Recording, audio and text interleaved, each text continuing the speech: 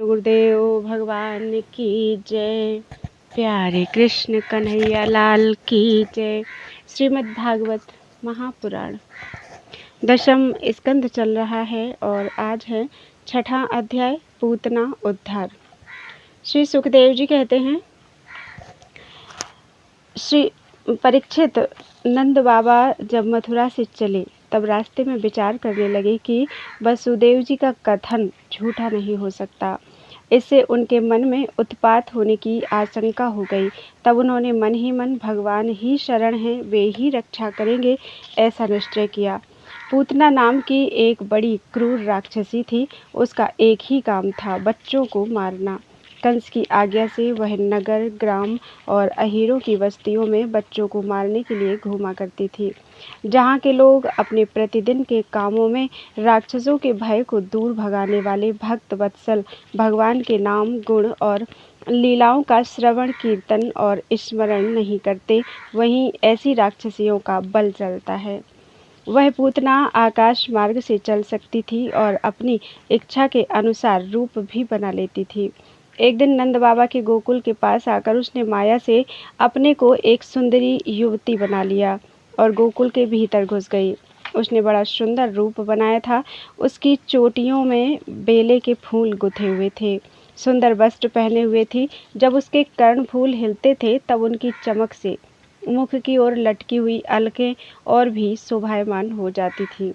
उसके नितंब और कुछ कलश ऊंचे ऊंचे थे और कमर पतली थी। वह अपनी मधुर मुस्कान और कटाक्षपूर्ण चितवन से ब्रजवासियों का चित्त चुरा रही थी। उस रूपवती रमणी को हाथ में कमल लेकर आते देख गोपियां ऐसी उत्प्रेक्षा करने लगी मानो स्वयं लक्ष्मी जी अपने पति का दर्शन करने के लिए आ रही हैं। पूतना बालकों के लिए ग्रह के समान थी। वह इधर उधर बालकों को ढूंढती हुई अनायास ही नंद बाबा के घर में घुस गई। वहां उसने देखा कि बालक श्री कृष्ण सैया पर सोए हुए हैं। परीक्षित, भगवान श्री कृष्ण दुष्टों के काल हैं, परंतु जैसे आग राख की ढेरी में अपने को छिपाए हुए हो, वैसे ही उस समय उन्होंने अपने प्रचंड तेज को छिपा रखा था। भगवान श्री कृष्ण चर अचर सभी प्राणियों की आत्मा हैं, इसलिए उन्होंने उसी क्षण जान लिया कि यह बच्चों को मार डालने वाला पूतना ग्रह है और अपने नेत्र बंद कर लिए। इस पर एक दृष्टांत आता है कि पूतना को देखकर भगवान श्री कृष्ण ने अपने नेत्र बंद कर लिए। इस पर भक्त कवियों और टीकाकारों ने अनेकों प्रकार की उत्प्रेक्षाएं की हैं, जिनमें कुछ ये हैं। नंबर 1, श्रीमद् वल्लभाचार्य ने सुबोधिनी में कहा है, अविद्या ही पूतना है।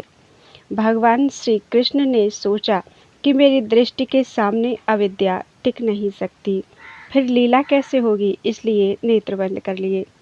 दूसरा है, यह पूतना बालघातनी है। पूतानपि नयति, यह पवित्र बालकों को भी ले जाती है। ऐसा जघन्य कृत्य करने वाली का मुँह नहीं देखना चाहिए, इसलिए नेत्र बंद कर लिए। तीसरा है, इस जन्म में तो इसने कुछ साधन किया नहीं है, संभव है मुझसे मिलने के लिए पूर्व जन्म में कुछ किया हो, मानो पूतना के पूर्व जन्मों के साधन देखने के लिए ही श्री कृष्ण ने नेत्र बंद कर लिए।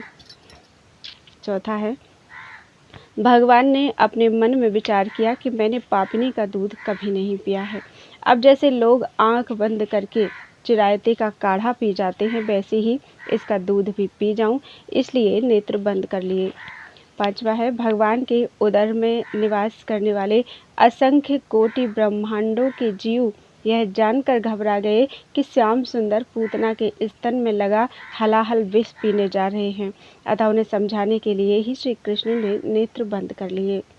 छठवां है, श्री कृष्ण शिशु ने विचार किया कि मैं गोकुल में यह सोचकर आया था कि माखन मिश्री खाऊंगा, सो छठी के दिन ही विष पीने का अवसर आ गया, इसलिए आंख बंद करके मानो शंकर जी का ध्यान किया कि आप आकर अपना अभ्यस्त विष पान कीजिए, मैं दूध पीऊँगा। सातवां है, श्री कृष्ण के नेत्रों ने विचार किया कि परम स्वतंत्र ईश्वर इस दुष्टा को अच्छी बुरी चाहे जो गति दे, परंतु हम दोनों इस चंद्र मार्ग अथवा सूर्य मार्ग दोनों में से एक भी नहीं देखेंगे, इसलिए उन्होंने अपने द्वार बंद कर लिए। आठवां है, नेत्रों ने सोचा पूतना के नेत्र हैं तो हमारी जाति के, नेत्रों ने सोचा, पूतना के नेत्र हैं तो हमारी जाति के, परंतु ये इस क्रूर राक्षसी की शोभा बढ़ा रहे हैं, इसलिए अपने होने पर भी ये दर्शन के योग्य नहीं हैं, इसलिए उन्होंने अपने को पलकों से ढक लिया। 9वां है, श्री कृष्ण के नेत्रों में स्थित धर्मात्मा निमि ने उस दुष्टा को देखना उचित ना समझकर नेत्र बंद कर लिए। 10वां है, श्री कृष्ण के नेत्र राजहंस हैं, उन्हें बकी पूतना के दर्शन करने की कोई उत्कंठा नहीं थी, इसलिए नेत्र बंद कर लिए। 11वां है, श्री कृष्ण ने विचार किया कि बाहर से तो इसने माता का सा रूप धारण कर रखा है, परंतु हृदय में अत्यंत क्रूरता भरे हुए है, ऐसी स्त्री का मुँह ना देखना ही उचित है, इसलिए नेत्र बंद कर लिए। 12वां है, उन्होंने सोचा कि मुझे निडर देखकर कहीं ऐसा समझ न जाए कि इसके ऊपर मेरा प्रभाव नहीं चला और फिर कहीं लौट न जाए, इसलिए नेत्र बंद कर लिए। 13वां है, बाल लीला के प्रारंभ में पहले पहल स्त्री से ही मुठभेड़ हो गई, इस विचार से विरक्ति पूर्वक नेत्र बंद कर लिए। 14वां है, श्री कृष्ण के मन में यह बात आई कि करुणा दृष्टि से देखूंगा तो इसे मारूंगा कैसे, और उग्र दृष्टि से देखूंगा तो यह अभी भस्म हो जाएगी। लीला की सिद्धि के लिए नेत्र बंद कर लेना ही उत्तम है, इसलिए नेत्र बंद कर लिए।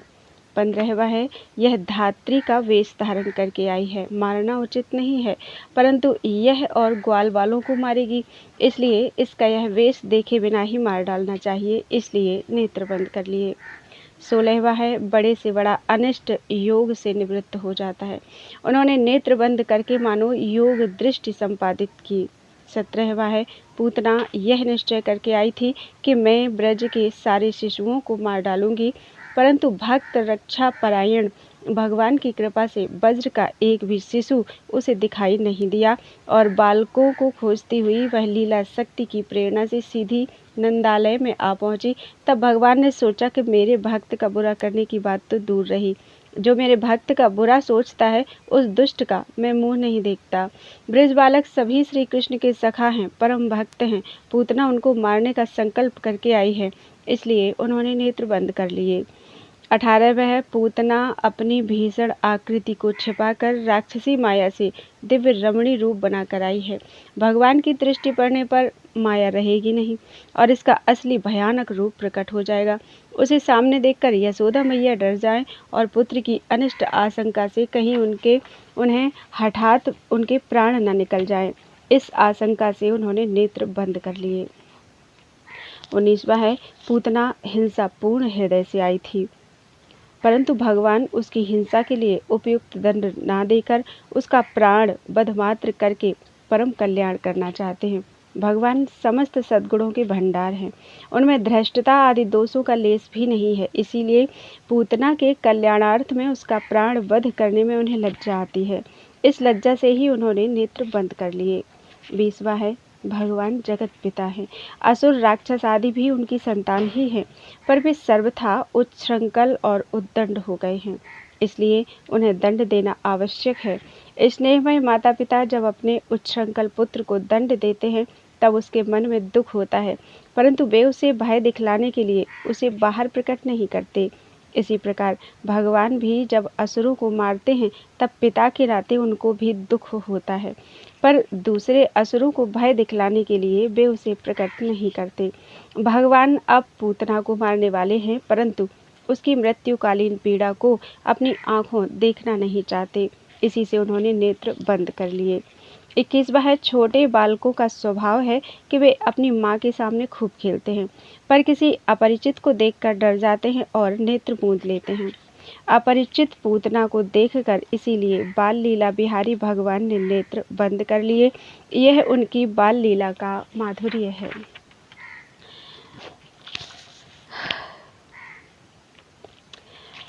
जैसे कोई पुरुष भ्रमवश सोए हुए सांप को रस्सी समझकर उठा ले, वैसे ही अपने काल रूप भगवान श्री कृष्ण को पूतना ने अपनी गोद में उठा लिया। मखमली म्यान के भीतर छिपी हुई तीखी धार वाली तलवार के समान पूतना का हृदय तो बड़ा कुटिल था, किंतु ऊपर से वह बहुत मधुर और सुंदर व्यवहार कर रही थी।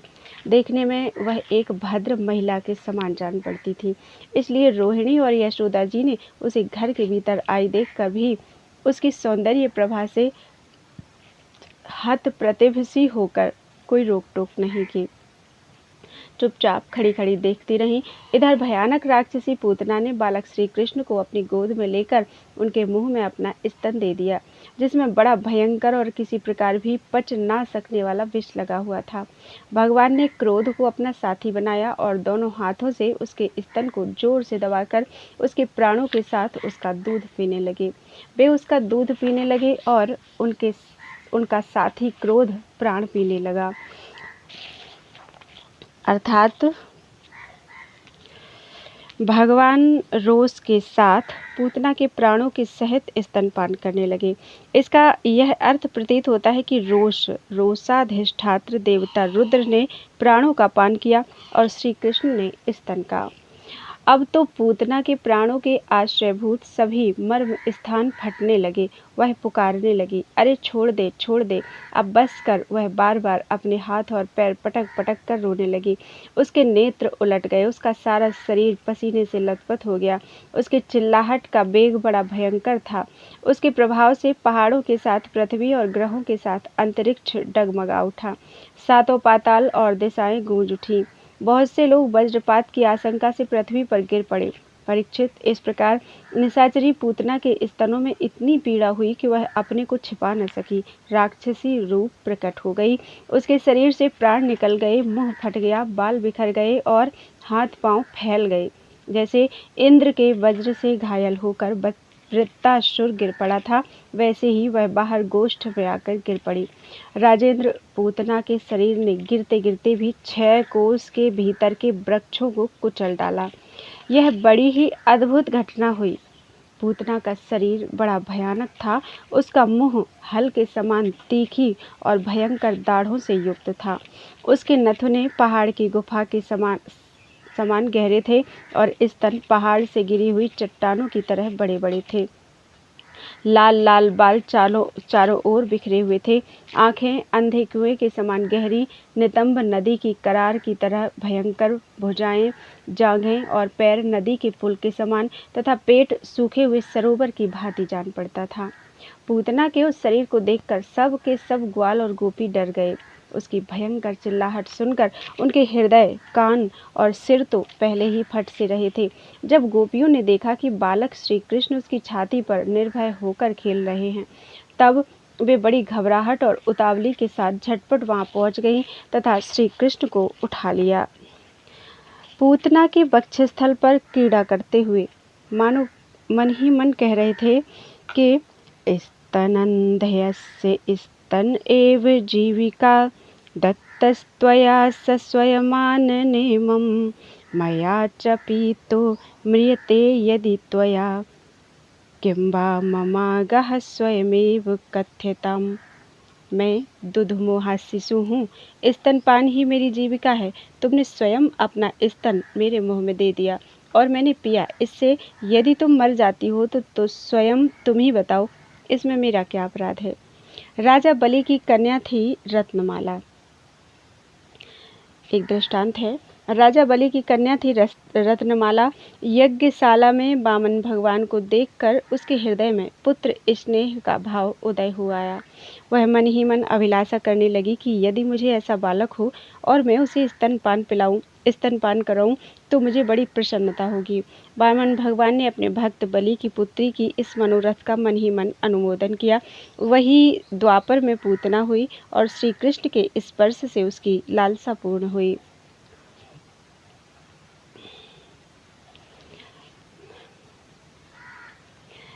इसके बाद यशोदा और रोहिणी के साथ गोपियों ने गाय की पूंछ घुमाने आदि उपायों से बालक श्री कृष्ण के अंगों की सब प्रकार से रक्षा की। ओम हरि। उन्होंने पहले बालक श्री कृष्ण को गोमूत्र से स्नान कराया, फिर सब अंगों में गोरज लगाई और फिर 12 अंगों में गोबर लगाकर भगवान के केशव आदि नामों से रक्षा की। इसके बाद गोपियों ने आचमन करके अज आदि 11 बीज मंत्रों से अपने शरीरों में अलग अलग अंगन्यास एवं करन्यास किया और फिर बालक के अंगों में बीजन्यास किया।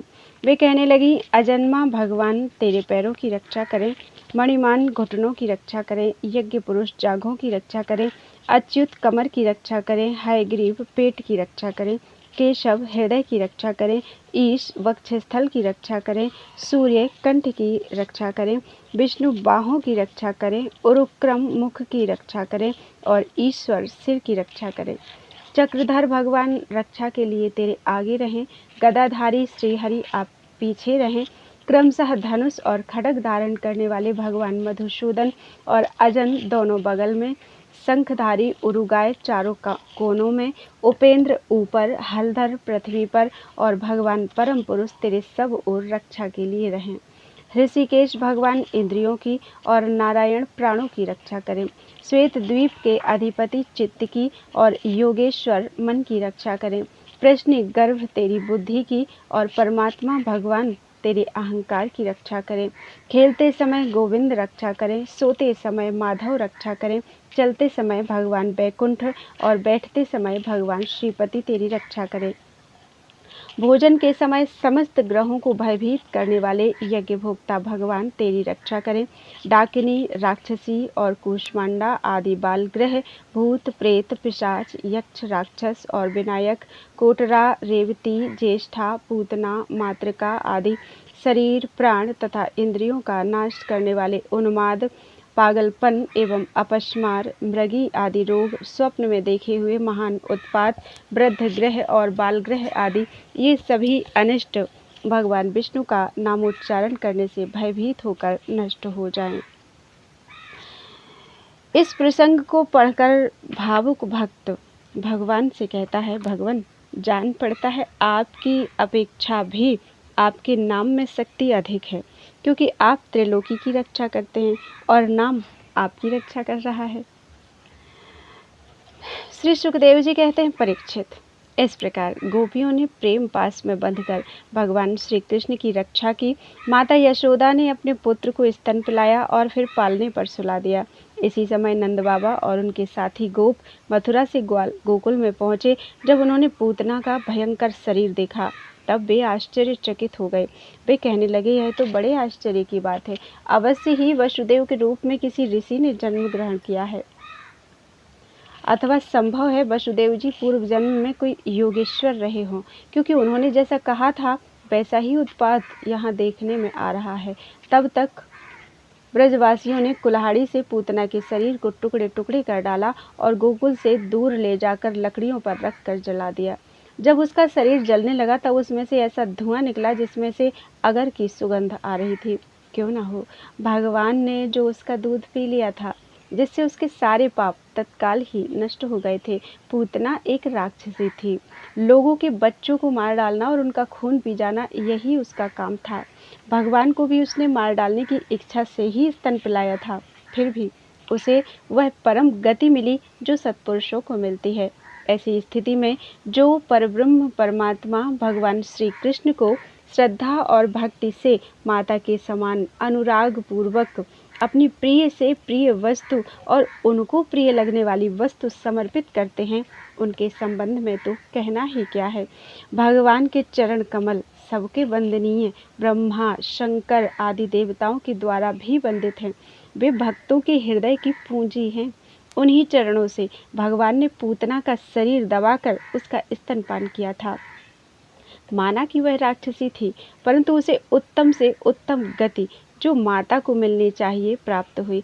फिर जिनके स्तन का पान भगवान ने बड़े प्रेम से पिया, उन गौओं और माताओं की तो बात ही क्या है। अर्थात जब ब्रह्मा जी ग्वाल बाल और बछड़ों को हर ले गए, तब भगवान स्वयं ही बछड़े और ग्वाल बाल बन गए। उस समय अपने विभिन्न रूपों से उन्होंने अपने साथी अनेकों गोप और वत्सों की माताओं का स्तनपान किया, इसीलिए यहाँ बहुवचन का प्रयोग किया गया है। तो परीक्षित, देवकी नंदन भगवान कैवल्य आदि सब प्रकार की मुक्ति और सब कुछ देने वाले हैं। उन्होंने ब्रज की गोपियों और गौओं का वह दूध जो भगवान के प्रति पुत्र भाव होने से वात्सल्य स्नेह की अधिकता के कारण स्वयं ही झरता रहता था, भरपेट पान किया। राजन, वे गौएं और गोपियाँ जो नित्य निरंतर भगवान श्री कृष्ण को अपने पुत्र के ही रूप में देखती थी, फिर जन्म मृत्यु रूप संसार के चक्र में कभी नहीं पड़ सकती, क्योंकि यह संसार तो अज्ञान के कारण ही है। नंद बाबा के साथ आने वाले ब्रजवासियों की नाक में जब चिता के धुएं की सुगंध पहुंची, तब यह क्या है, कहाँ से ऐसी सुगंध आ रही है, इस प्रकार कहते हुए वे ब्रज में पहुँचे। वहाँ गोपों ने उन्हें पूतना के आने से लेकर मरने तक का सारा वृत्तांत कह सुनाया। वे लोग पूतना की मृत्यु और श्री कृष्ण के कुशल पूर्वक बच जाने की बात सुनकर बड़े ही आश्चर्यचकित हुए। परीक्षित, उदार शिरोमणि नंद बाबा ने मृत्यु के मुख से बचे हुए अपने लाला को गोद में उठा लिया और बार बार उसका सिर सूंघकर मन ही मन बहुत आनंदित हुए। यह पूतना मोक्ष भगवान श्री कृष्ण की अद्भुत बाल लीला है। जो मनुष्य श्रद्धापूर्वक इसका श्रवण करता है, उसे भगवान श्री कृष्ण के प्रति प्रेम प्राप्त होता है। बोलो वृंदावन बिहारी लाल की जय। 7वां अध्याय, सकट भंजन और तृणावर्त उद्धार। राजा परीक्षित ने पूछा, प्रभु, सर्वशक्तिमान भगवान श्री हरि अनेकों अवतार धारण करके बहुत सी सुंदर एवं सुनने में मधुर लीलाएं करते हैं। वे सभी मेरे हृदय को बहुत प्रिय लगती हैं। उनके श्रवण मात्र से भगवत संबंधी कथा से अरुचि और विविध विषयों की तृष्णा भाग जाती है। मनुष्य का अंतःकरण शीघ्र से शीघ्र शुद्ध हो जाता है। भगवान के चरणों में भक्ति और उनके भक्तजनों से प्रेम भी प्राप्त हो जाता है। यदि आप मुझे उनके श्रवण का अधिकारी समझते हो, तो भगवान की उन्हीं मनोहर लीलाओं का वर्णन कीजिए। भगवान श्री कृष्ण ने मनुष्य लोक में प्रकट होकर मनुष्य जाति के स्वभाव का अनुसरण करते हुए जो बाल लीलाएं की हैं, अवश्य ही वे अत्यंत अद्भुत हैं। इसलिए आप अब उनकी दूसरी बाल लीलाओं का भी वर्णन कीजिए। सुखदेव जी कहते हैं, परीक्षित, एक बार भगवान श्री कृष्ण के करवट बदलने का अभिषेक उत्सव मनाया जा रहा था। यहाँ कदाचित एक बार से तात्पर्य है तीसरे महीने के जन्म नक्षत्र युक्त काल से। उस समय श्री कृष्ण की झांकी का ऐसा वर्णन मिलता है, स्निग्धाः पश्यति शेषमयीति भुजयोर्युग्मं मुहुश्चालयन्त्यल्पं मधुरं च कूजति परिसंगाय चाकांक्षति लाभालाभ वशादमुष्य लसति क्रन्द्यत्यपि क्वायसौ पीतस्तन्यतया स्वपित्यपि पुनर्जाग्रन्मुदं यच्छति। स्नेह से तर गोपियों को आंख उठाकर देखते हैं और मुस्कुराते हैं। दोनों भुजाएं बार बार हिलाते हैं, बड़े मधुर स्वर से थोड़ा थोड़ा कूजते हैं, गोद में आने के लिए ललकते हैं, किसी वस्तु को पाकर उससे खेलने लग जाते हैं और न मिलने से क्रंदन करते हैं। कभी कभी दूध पीकर सो जाते हैं और फिर जाग कर आनंदित करते हैं। तो परीक्षित, एक बार भगवान श्री कृष्ण के करवट बदलने का अभिषेक उत्सव मनाया जा रहा था। उसी दिन उनका जन्म नक्षत्र भी था।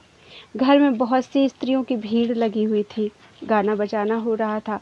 उन्हीं स्त्रियों के बीच में खड़ी हुई सती साध्वी यशोदा जी ने अपने पुत्र का अभिषेक किया। उस समय ब्राह्मण लोग मंत्र पढ़कर आशीर्वाद दे रहे थे। नंदरानी यशोदा जी ने ब्राह्मणों का खूब पूजन सम्मान किया। उन्हें अन्न, वस्त्र, माला, गाय आदि मुहमांगी वस्तुएं दी। जब यशोदा ने उन ब्राह्मणों द्वारा स्वस्ति वाचन कराकर स्वयं बालक के नहलाने आदि का कार्य संपन्न कर लिया, तब यह देखकर कि मेरे लल्ला के नेत्रों में नींद आ रही है, अपने पुत्र को धीरे से सैया पर सुला दिया।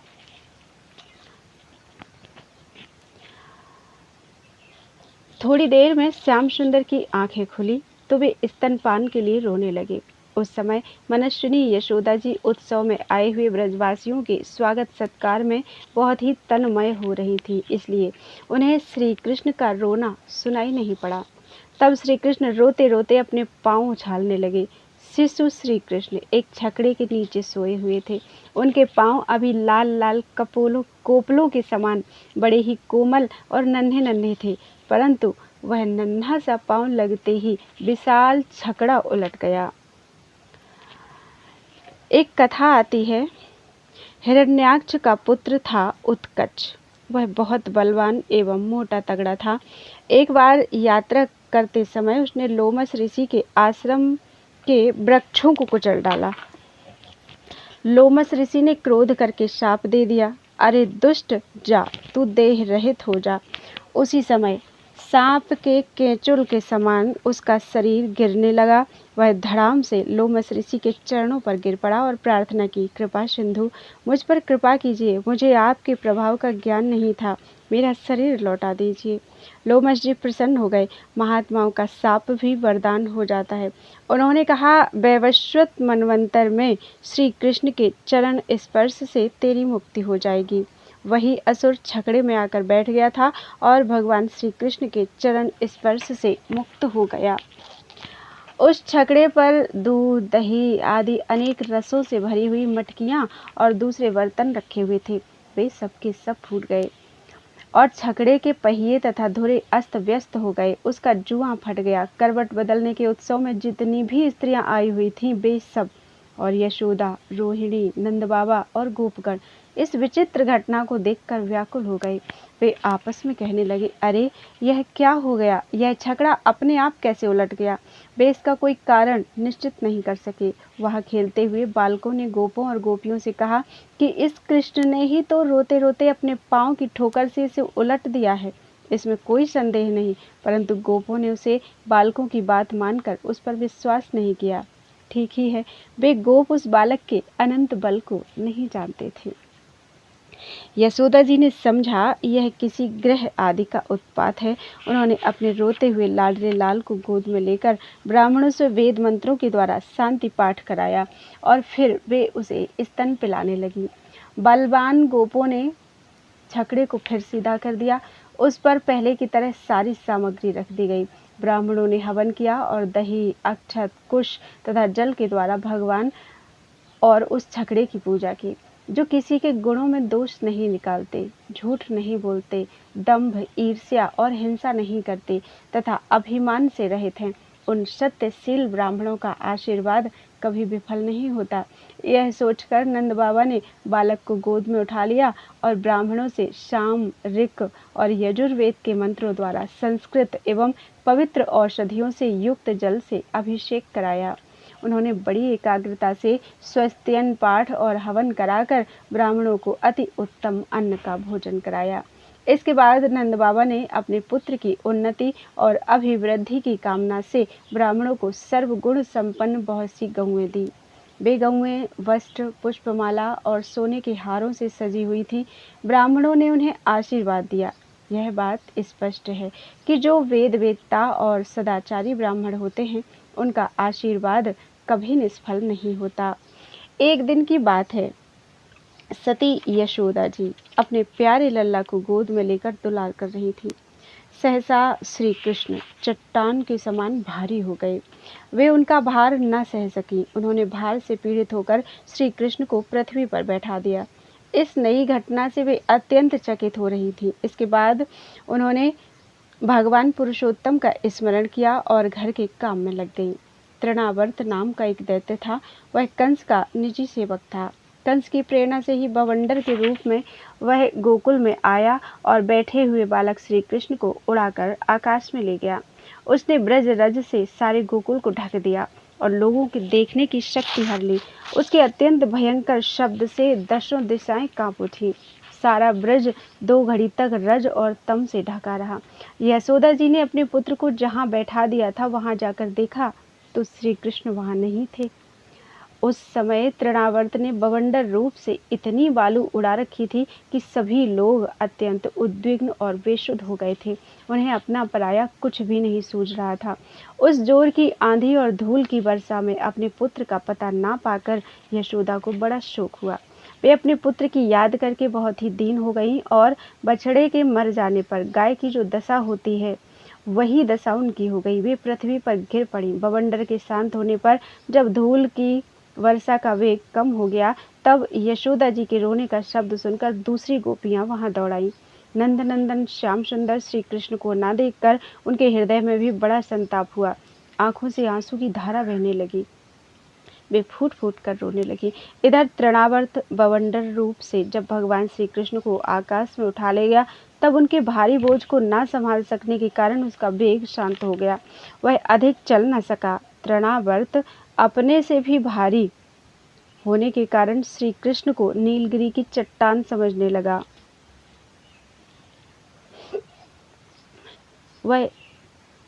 उन्होंने उसका गला ऐसा पकड़ा कि वह उस अद्भुत शिशु को अपने से अलग नहीं कर सका।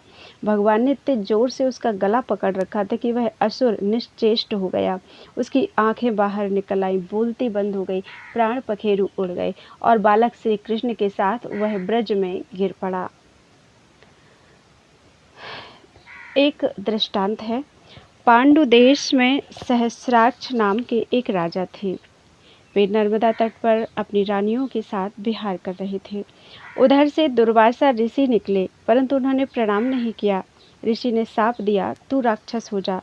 जब वह उनके चरणों पर गिरकर गिड़गिड़ाया, तब दुर्वासा जी ने कह दिया कि भगवान श्री कृष्ण के श्री विग्रह का स्पर्श होते ही तू मुक्त हो जाएगा। वही राजा तृणावर्त होकर आया था और श्री कृष्ण का संस्पर्श प्राप्त करके मुक्त हो गया। वहाँ जो स्त्रियां इकट्ठी होकर रो रही थीं, उन्होंने देखा कि वह विकराल दैत्य आकाश से एक चट्टान पर गिर पड़ा और उसका एक एक अंग चकनाचूर हो गया। ठीक वैसे ही जैसे भगवान शंकर के बाणों से आहत होकर त्रिपुरासुर गिरकर चूर चूर हो गया था। भगवान श्री कृष्ण उसके वक्षस्थल पर लटक रहे थे। यह देखकर गोपियां विस्मित हो गई। उन्होंने झटपट वहां जाकर श्री कृष्ण को गोद में ले लिया और लाकर उन्हें माता को दे दिया। बालक मृत्यु के मुख से सकुशल लौट आया। यद्यपि उसे राक्षस आकाश में उठा ले गया था, फिर भी वह बच गया। इस प्रकार बालक श्री कृष्ण को फिर पाकर यशोदा आदि गोपियां तथा नंद आदि गोपों को अत्यंत आनंद हुआ। वे कहने लगे, अहो, यह तो बड़े आश्चर्य की बात है। देखो तो सही, यह कितनी अद्भुत घटना घट गई। यह बालक राक्षस के द्वारा मृत्यु के मुख में डाल दिया गया था, परंतु फिर जीता जागता आ गया और उस हिंसक दुष्ट को उसके पाप ही खा गए। सच है, साधु पुरुष अपनी समता से ही संपूर्ण भयों से बच जाता है।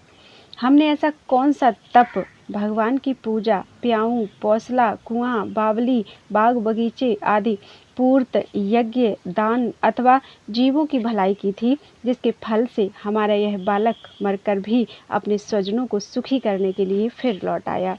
अवश्य ही यह बड़े सौभाग्य की बात है।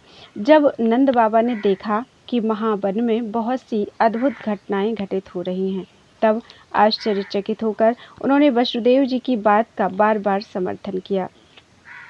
एक दिन की बात है, यशोदा जी अपने प्यारे शिशु को अपनी गोद में लेकर बड़े प्रेम से स्तनपान करा रही थी। वे वात्सल्य स्नेह से इस प्रकार सराबोर हो रही थी कि उनके स्तनों से अपने आप ही दूध झरता जा रहा था। जब वे प्रायः दूध पी चुके और माता यशोदा उनके रुचिर मुस्कान से युक्त मुख को चूम रही थी, उसी समय श्री कृष्ण को जम्हाई आ गई और माता ने उनके मुख में यह देखा। क्या देखा?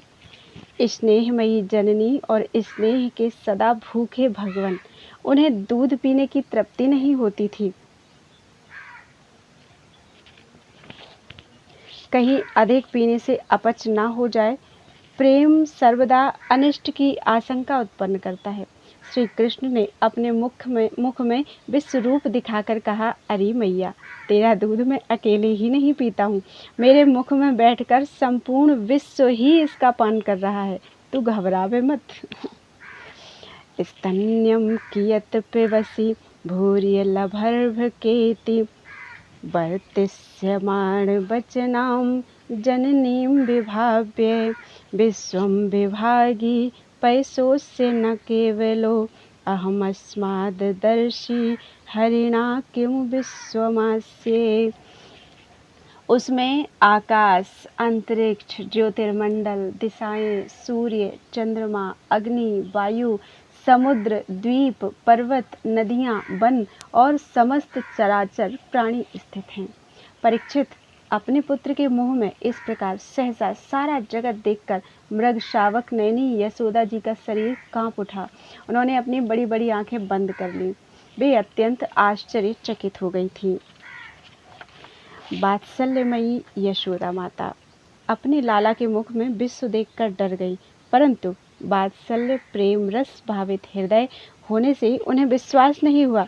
उन्होंने यह विचार किया कि यह विश्व का बखेड़ा लाला के मुंह में कहाँ से आया। हो ना हो यह मेरी इन निगोड़ी आंखों की ही गड़बड़ी है। मानो इसी से उन्होंने अपने नेत्र बंद कर लिए। बोलो वृंदावन बिहारी लाल की जय। त्वदीयं वस्तु गोविंदम तुभ्यमेव समर्पितम्।